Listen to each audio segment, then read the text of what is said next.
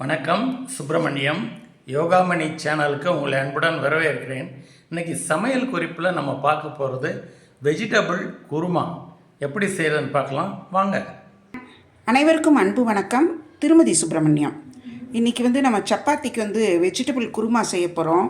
அதாவது ஹோட்டல்லாம் வைப்பாங்க இல்லையா, மிளகா பொடி போட்டு அந்த வெஜிடபிள் குருமா அதே ஹோட்டல் டேஸ்ட்டில் நம்ம வீட்டிலே பண்ணலாம். அதுக்கு நான் காய்கறிகள் எடுத்து வச்சுருக்கிறேன் பாருங்கள். வெங்காயம் நறுக்கி வச்சுருக்கிறேன், பீன்ஸ், அப்புறம்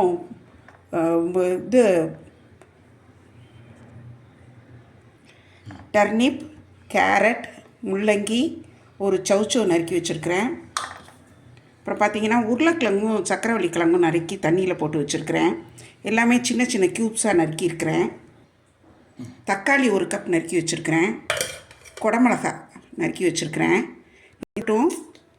இதோடு பார்த்திங்கன்னா கொஞ்சம் பட்டர் பீன்ஸ், இது எல்லாமே எடுத்து வச்சுருக்கிறேன். இது எல்லாம் இருக்கட்டும். இப்போ அரைக்க வேண்டிய மசாலாவை நம்ம அரைச்சிட்டு வந்துடலாம். தேங்காய் கொஞ்சம் கீறி வச்சுருக்கிறேன். முந்திரியும் பாதாமும் கொஞ்சம் ஊற வச்சுருக்கிறேன். இஞ்சி, பூண்டு, அதோடு சோம்பு 1 ஸ்பூன், சீரகம் 1 ஸ்பூன், இது எல்லாத்தையும் இப்போ மொத்தமாக அரைச்சி எடுத்துகிட்டு வந்துடுறேன். அடுப்பில் ஒரு ப்ரெஷர் பேன் வச்சு அதில் எண்ணெய் ஊற்றிருக்கிறேன். தாளிக்கிறதுக்கு பார்த்திங்கன்னா ஏலக்காய், கிராம்பு, பட்டை, கொஞ்சம் மராட்டி மொக்கு, பிரிஞ்சி இலை, கொஞ்சம் துளியோண்டு ஜாதி பத்திரி எல்லாம் எடுத்து வச்சுருக்கிறேன். ஹோல் ஸ்பைசஸ் இதில் போட்டுறேன். அடுத்தது சீரகம், பெருஞ்சீரகம், சோம்பு, இது ரெண்டும் ஒரு அரை டீஸ்பூன் வச்சுருக்கிறேன். அதையும் இந்த எண்ணெயில் சேர்த்துட்டேன். அடுத்தது மல்லி, கருவேப்பிலை, புதினா, இது 3 எடுத்து வச்சுருக்கிறேன். அது போட்டுடலாம். அடுத்தது வெங்காயம், இதையும் ஒரு வதக்கிடலாம். தக்காளி, அதையும் சேர்த்து நல்லா வதக்கிடலாம். அடுத்தது குடமிளகாய், இதையும் சேர்த்து நல்லா வதக்கிடலாம். பட்டர் பீன்ஸ், எல்லா காய்கறிகளையும் இப்போ ஒன்றா சேர்த்துடலாம். கேரட், பீன்ஸ், முள்ளங்கி,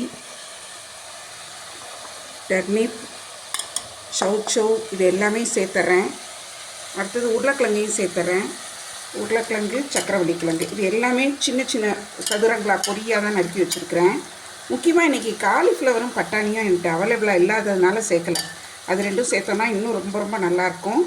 இந்த எல்லா காய்கறியும் ஒன்றா சேர்த்துடலாம். இதுக்கு தேவையான உப்பு, கல் உப்பு சேர்த்துட்றேன். டேஸ்ட் பார்த்துட்டு வேணும்னா திரும்ப போட்டுக்கலாம். அதே மாதிரி பொடி, மிளகாய் பொடி 2 ஸ்பூன், மல்லித்தூள் 1 ஸ்பூன், மஞ்சள் தூள் ஒரு அரை டீஸ்பூன் எடுத்து வச்சுருக்கிறேன். இதுவும் நம்ம பார்த்துக்கிட்டு தேவைன்னா இன்னும் கொஞ்சம் பொடி, மிளகாய் பொடி சேர்த்துக்கலாம். அரைச்சி வச்சுருக்கிற மசாலாவையும் சேர்த்துறேன். இது சேர்த்து நல்லா கிளறிட்டு இன்னும் கொஞ்சம் பொடி தேவைப்படும், மிளகாய் பொடி. ஏன்னா இந்த காய்கள் கொஞ்சம் கூட இருக்கு இல்லையா, கொஞ்சம் இன்னும் ஒரு அரை டீஸ்பூன் மிளகாத்தூள் சேர்த்துட்டு தேவையான அளவு தண்ணி சேர்த்துடலாம். உப்பு, காரம் எல்லாம் சேர்த்து நல்லா கலந்து விட்டுட்டேன். அதோடு இப்போ என்கிட்ட இருக்கிற பால் ஏடு, அந்த க்ரீம் சேர்க்குறேன்.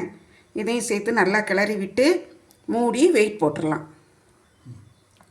ஒரு 3 விசில் வரட்டும். அதுக்கப்புறம் அடுப்பை ஆஃப் பண்ணிவிட்டு ப்ரெஷர் ரிலீஸ் ஆனதுக்கப்புறம் திறந்து பார்க்கலாம். குக்கரில் 3 விசில் ஆஃப் பண்ணி ப்ரெஷரும் ரிலீஸ் ஆகிடுச்சு. இப்போ ஓப்பன் பண்ணி பார்க்கலாம்.